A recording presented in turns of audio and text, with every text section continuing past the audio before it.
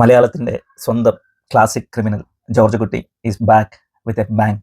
അപ്പം ദൃശ്യം 3യുടെ ഒരു കാഷ്വൽ ആയിട്ടുള്ള റിവ്യൂ, അതായത് മുന്നോട്ട് കാണുന്നവരാരും ടെൻഷൻ അടിച്ച് കാണാണ്ടിരിക്കേണ്ട, സ്പോയിലേഴ്സ് ഒന്നും ഇല്ലാത്ത, ജസ്റ്റ് എനിക്ക് സിനിമയിൽ കണ്ടപ്പോൾ തോന്നിയ അല്ലെങ്കിൽ സിനിമയെ മൊത്തത്തിലൊന്ന് വിലയിരുത്തി നമുക്ക് നോക്കാം. അതായത് ദൃശ്യം എന്ന് പറയുന്ന ഒരു ബ്രാൻഡ്, അത് നമ്മുടെ ഡയറക്ടർ ജീത്തു ജോസഫിൻ്റെ ഒരു സൃഷ്ടിയാണല്ലോ. അതിൻ്റെ അകത്ത് ജോർജ് കുട്ടിയായിട്ട് എന്നും എപ്പോഴും നമ്മുടെ ലാലേട്ടൻ തന്നെ. പ്രത്യേകിച്ച് ഇന്ന് ലാലേട്ടൻ്റെ ബർത്ത്ഡേ ആയ അന്ന് തന്നെ സിനിമ റിലീസാവുന്നു. അപ്പം സിനിമയെപ്പറ്റി മൊത്തത്തിൽ പറയുവാണെങ്കിൽ ഒരു ഫാമിലി, ഇമോഷണൽ, ത്രില്ലർ, ഡ്രാമ, അങ്ങനെ ഒരു ജോണറിലേക്ക് നമുക്കിതിനെ നേരിട്ട് കണ്ണും പൂട്ടി ടാഗ് ചെയ്യാൻ പറ്റുന്ന ഒരു സിനിമ.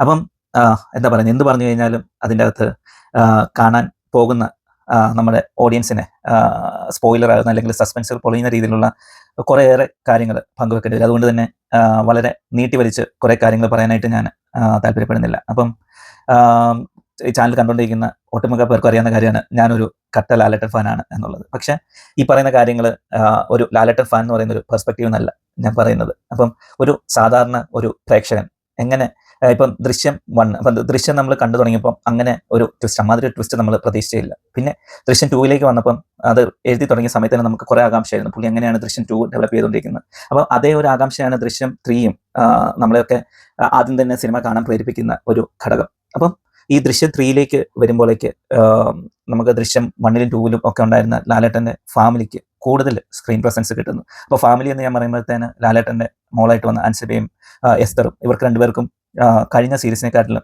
കഴിഞ്ഞ വന്ന 2 ആണെങ്കിലും ഫസ്റ്റ് ആണെങ്കിലെക്കാട്ടിലും കൂടുതൽ സ്ക്രീൻ പ്രസൻസ് കിട്ടുന്നു. അപ്പം മൊത്തത്തിൽ ലാലേട്ടൻ്റെ ഫാമിലിയെ കോൺസെൻട്രേറ്റ് ചെയ്യുന്ന രീതിയിലേക്കാണ് കഥയുടെ ഒരു പോക്ക് വരുന്നതെന്ന് പറയുന്നത്. അപ്പം റിലീസിന് മുന്നേ തന്നെ ജിത്തു ജോസഫ് പല ഓൺലൈൻ ഗ്രൂപ്പുകളിലും പങ്കുവെച്ച പോലെ തന്നെ ഇതൊരു സാധാരണ സിനിമ. അപ്പം ആ ഒരു സാധാരണ സിനിമ എന്നുള്ള ആ ഒരു കാഴ്ചപ്പാടുമായിട്ട് നമ്മൾ പോയി കഴിഞ്ഞു കഴിഞ്ഞാൽ ഒന്നും പറയാനില്ല.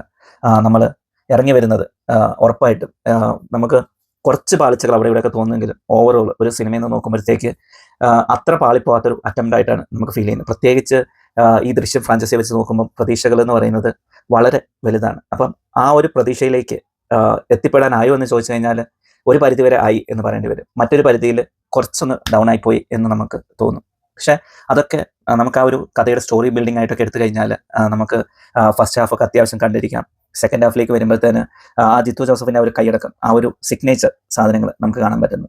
അപ്പം എനിക്ക് സിനിമയെക്കാട്ടിലും പറയാനുള്ളതെന്ന് പറഞ്ഞു കഴിഞ്ഞാൽ ആ ജോർജ് കുട്ടി എന്ന് പറയുന്ന ആ ഒരു ക്യാരക്ടർ ആർക്കിൻ്റെ ഡെവലപ്മെൻ്റ് ആണ്. അപ്പം ജോർജ് കുട്ടിയെ പറ്റി പറയുവാണെങ്കിൽ നമുക്ക് ലാലേട്ടനെ പറ്റി ഏത് റോളാണെങ്കിലും, പ്രത്യേകിച്ച് എന്താ പറയുന്നത്, പടം മോശമാണെങ്കിലും പുള്ളിയുടെ റോള് കേമമായിട്ടാണ് നമ്മൾ കണ്ടിട്ടുള്ളത്. വളരെ അപൂർവ സിനിമകളിൽ മാത്രമാണ് അതിനൊരു അപവാദമായിട്ട് വന്നിട്ടുള്ളത്. പക്ഷേ ഇവിടെ ഞാൻ പറയുവാണെങ്കിൽ ജോർജ് കുട്ടിയാണ്, ലാലേട്ടനാണ് ഈ സിനിമയുടെ നട്ടെല്ല്. കൂട്ടത്തിൽ ജീത്തു ജോസഫിൻ്റെ സംവിധാന മികവും ഒരു ബാക്ക്ഗ്രൗണ്ട് മ്യൂസിക്കും കുറച്ച് സ്റ്റോറി ഇതെല്ലാം കൂടെ ചേർന്ന് കഴിയുമ്പോഴത്തേന് നമുക്ക് ദൃശ്യം 3 എന്ന് പറയുന്ന ഒരു കംപ്ലീറ്റ് പാക്കേജ് ആയിട്ട് കിട്ടുന്നു. കൂട്ടത്തിൽ വന്ന സപ്പോർട്ടിങ് ആക്ടേഴ്സ് ആണെങ്കിലും, പിന്നെ മീനയാണെങ്കിലും, അതുപോലെ തന്നെ പ്രധാനപ്പെട്ട എല്ലാ താരങ്ങളും വളരെ നല്ല പ്രകടനമാണ് കാഴ്ചവെച്ചിരിക്കുന്നത്. അപ്പം എൻ്റെ ഒരു വെർഡിക്റ്റ് വെച്ച് പറയുകയാണെങ്കിൽ ക്ലാസിക് ക്രിമിനൽ ഈസ് ബാക്ക്. അത് നിങ്ങൾ കണ്ടു തന്നെ അറിയാം.